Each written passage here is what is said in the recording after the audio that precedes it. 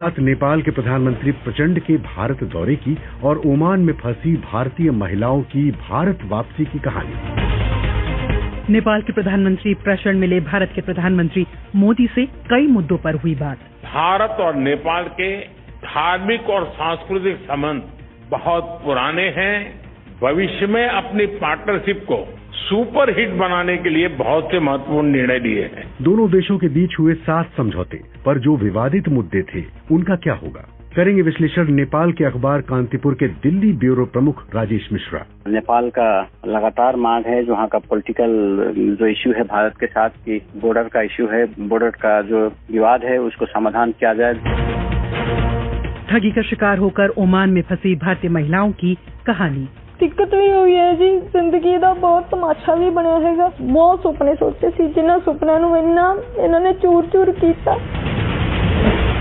Podcast में मिलेंगे PC Solanki से, जिनका किरदार निभाया है मनोज वाजपेयी ने फिल्म एक बंदा काफी है में। लेकिन पहले देश और दुनिया के पूरे दिन का हाल सुनिए पायल भुयन से।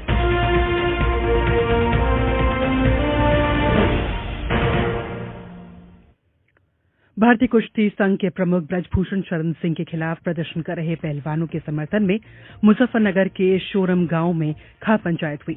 इस खाप पंचायत के दौरान भारतीय किसान यूनियन के प्रमुख राकेश टिकैत ने कहा कि हम शांतिपूर्ण तरीके से अपनी बात कर रहे हैं। उन्होंने कहा कि खाप प्रतिनिधि राष्ट्रपति और सरकार के प्रतिनिधियों से मिलेंगे और बाकी के फैसले कल कुरुक्षेत्र में होंगे। ये लड़ाई लड़ी जाएगी। वहीं आज महिला पहलवानों के यौन शोषण के आरोप से जूझ रहे बीजेपी विधायक ब्रजभूषण शरण सिंह ने कहा कि धरना प्रदर्शन पर बैठे पहलवानों की भाषा लगातार बदलती जा रही है। मेरे खिलाफ जो भी करना होगा दिल्ली पुलिस करेगी। मणिपुर दौरे पर गए केंद्रीय गृह मंत्री अमित शाह ने आज प्रेस कॉन्फ्रेंस कर जानकारी दी है कि हिंसा की जांच के लिए न्यायिक आयोग गठित किया जाएगा।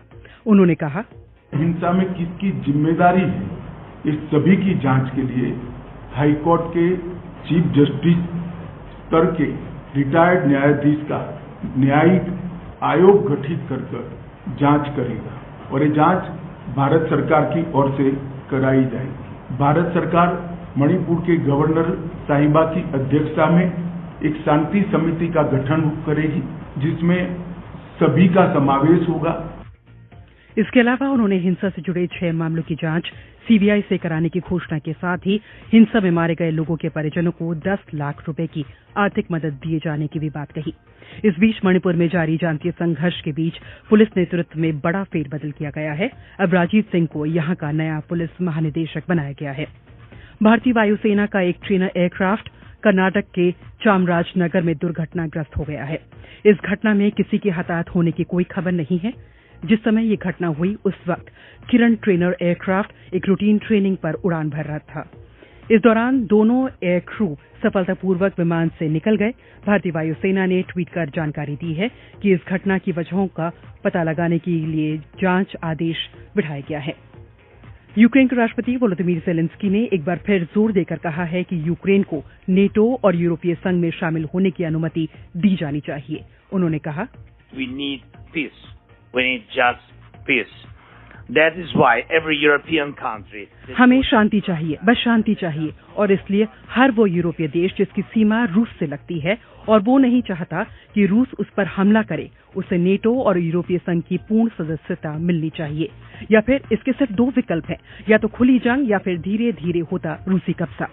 उन्होंने ये शब्द 40 यूरोपीय देशों की मोल्डोवा में हो रही शिखर वार्ता में कही।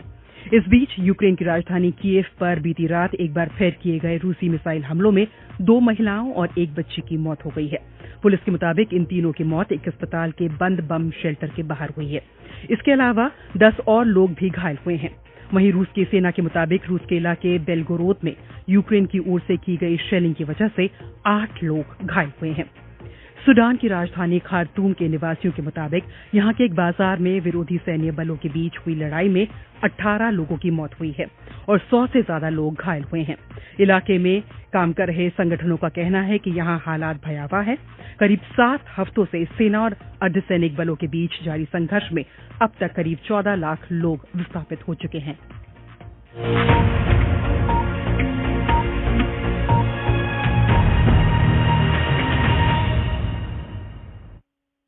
आज ट्रांजिट एग्रीमेंट संपन्न किया गया है। इसमें नेपाल के लोगों के लिए नए रेल रूट्स के साथ साथ भारत के इनलैंड वाटरवेज की सुविधा का भी प्रावधान किया गया है।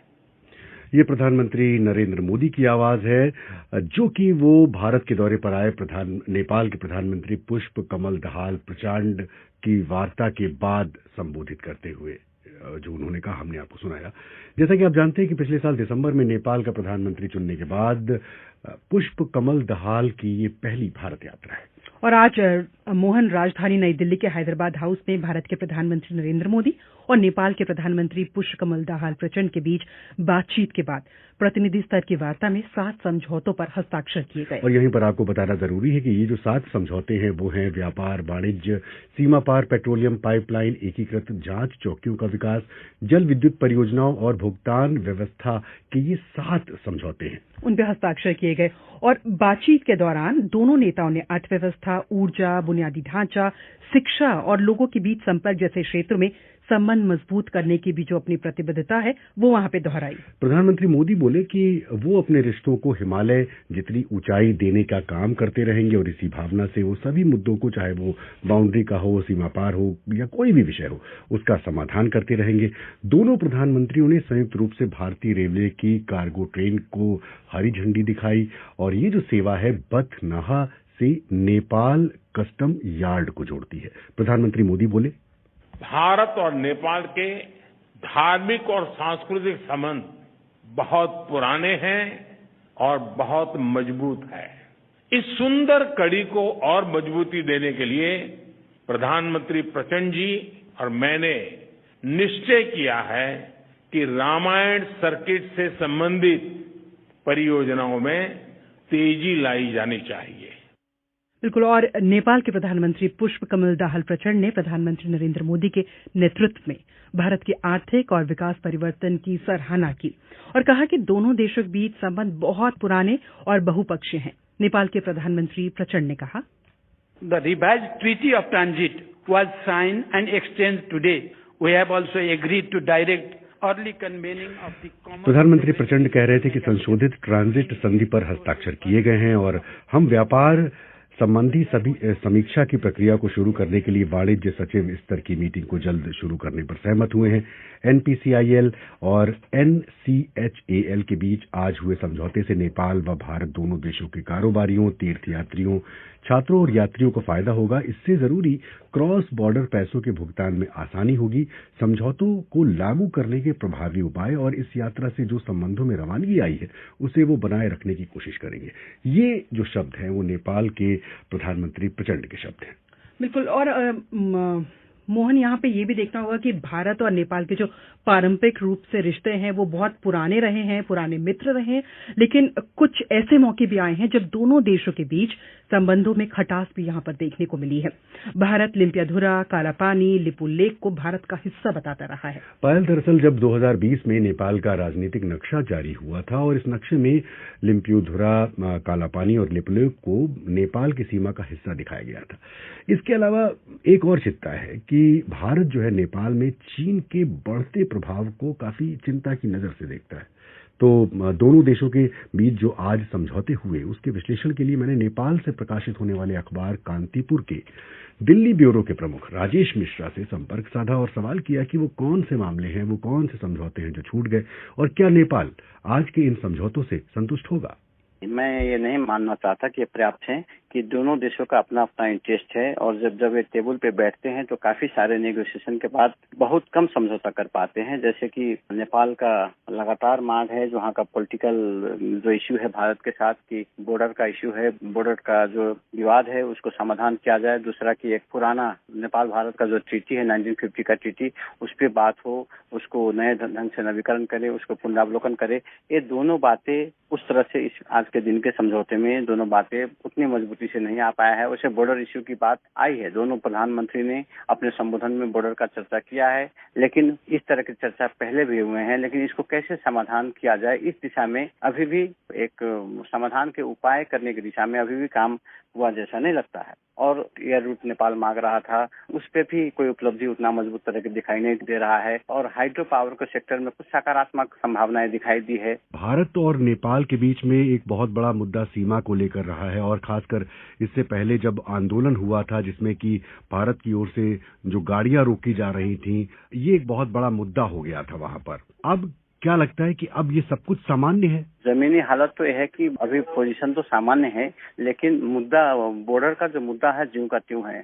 आप याद करेंगे तो 2019 के बाद ये मुद्दा और ज्यादा बढ़ गया, जब भारत ने बॉर्डर के जो कुछ हिस्सा जो विवादित हिस्से हैं उसको अपने नक्शा में रखा। उसके बाद में नेपाल ने भी उसको अपने में नक्शा में रख के संविधान में लाया। तो उसके बाद में दोनों देशों के बीच में एक किस्म से कहिए कि संबंध में ही थोड़ा कड़वाहट जैसा आ गया। लेकिन जो पिछले समय में जो संबंध में कुछ खटास दिखाई दिया था, वो अब मिठास में बदलने की एक संकेत दिखाई दे रहा है। जो नेपाल के प्रधानमंत्री हैं प्रचंड, वो भारत आने से पहले चीन गए, और नेपाल की जो स्थिति है वो चीन के साथ भी उसके अच्छे संबंध हैं और भारत के साथ भी अच्छे संबंध रखना चाहता है। लेकिन भारत और चीन के जो रिश्ते हैं वो थोड़े से उतार और चढ़ाव वाले रहते हैं। तो क्या प्रचंड नेपाल के हित साधने में कामयाब हुए हैं? इस बार जो प्रधानमंत्री प्रचंड जब अपने पद पे आए हैं, कुर्सी पे आए हैं, तो उनका पहला भ्रमण भारत हुआ है। लेकिन जब वो पहली बार प्रधानमंत्री बने थे 2008 में, तो उनका पहला विजिट चीन की तरफ हुआ था।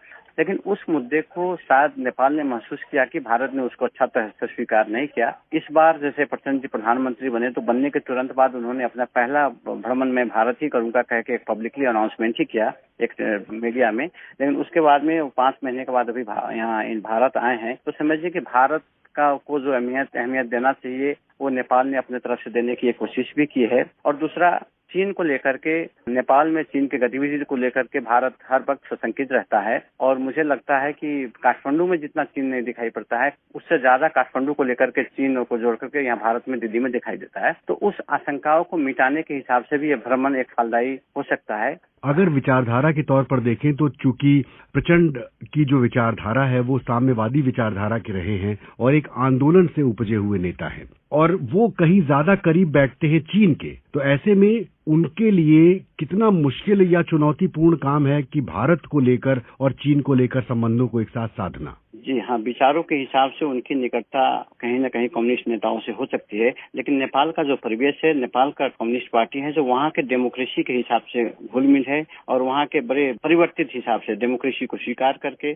पूर्ण रूपे न कम्युनिस्ट विचारधाराओं में ही पूरे समाहित नहीं है। उनका एक डेमोक्रेसी से भी लगाव है। उस दृष्टिकोण से भारत के साथ भी उतना ही संबंध है। पिछले बार प्रचंड जी माओवादी के अध्यक्ष के रूप में भारत आए, तो भाजपा पार्टी से भी उनकी एक पार्टीगत संबंध के दिशा में भाजपा पार्टी के नेताओं से भी उनकी बातचीत हुई और बैठकें हुई। साम्यवादी विचारधारा के तौर पर अब थोड़ा सा बदलाव दिख रहा है कि अब जैसे यहाँ पर आए हैं तो वो मंदिर भी गए। क्या वैचारिक स्तर को उन्होंने बदल लिया है? वैचारिक हिसाब से भी ज्यादा थोड़ा व्यवहारिक हिसाब से वो समय क्या मांगता है उस हिसाब से वो अपने आप को परिवर्तित करते हुए दिखाई दे रहे हैं। और जैसे भारत आए हैं तो कल उनकी उज्जैन में मंदिर की यात्रा है, तो ये भी एक सरप्राइज ही है कि वो मंदिर में किस तरह से पूजा पाठ करते हैं, अभी तक लोगों ने देखा नहीं है। तो नेपाल में जो हिंदूवादी लोग हैं उनको भी ये मैसेज होगा कि भाई हम हिंदू विरोधी नहीं है, इस तरह की भी उनका मैसेज देने का प्रयास हो सकता है।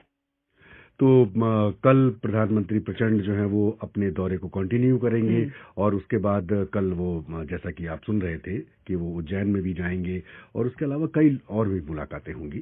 उसके बाद उनकी वापसी होगी।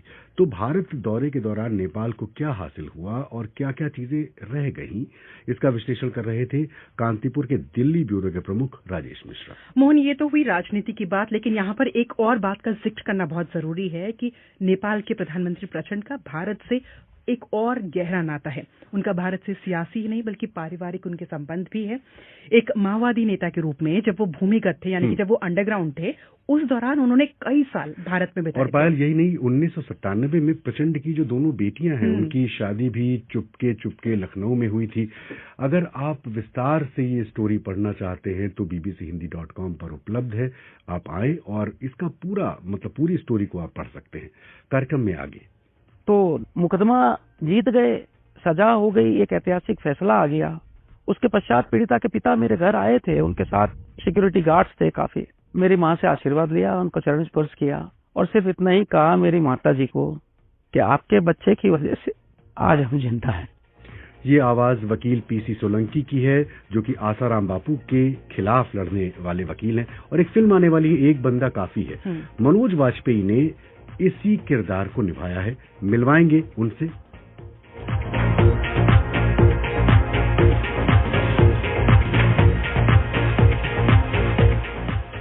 लेकिन पायल, अब कार्यक्रम में वक्त है कि हम कुछ मैसेजेस जो है उठा लेते हैं। और मैं देख रहा हूँ कि आपके पास YouTube खुला हुआ है। मेरे पास बिल्कुल YouTube खुला हुआ है और यहाँ पे तमाम जो हमारे श्रोता हैं वो हमें मैसेज कर रहे हैं। लेकिन मोहन, जो सबसे ज्यादा मैसेजेस हैं वो हमारे कार्यक्रम के बारे में आ रहे हैं कि ये नेपाल और भारत के जो रिश्ते हैं उनके बारे में आ रहे हैं। दिलशाद उस्मानी एक हमारे श्रोता है, उन्होंने लिखा है कि नेपाल के प्रधानमंत्री का भारत आना ये एक अच्छा कदम है और हमारे जो ताल्लुकात हैं दोनों देशों के उससे अच्छे होंगे। और मोहन, यहाँ ये भी बताना चाहूंगी कि ये तो एक बात रही, लेकिन कई जो ये पहलवानों की जो पूरा प्रदर्शन चल रहा है और जो खाप पंचायत में हुआ, उस पर भी कई मैसेजेस आ रहे हैं कि आपको उस पर भी कुछ करना चाहिए था। नहीं, लगातार हम अपने कार्यक्रमों में जो पहलवानों की जो स्टोरी है वो जैसे जैसे आगे बढ़ रही है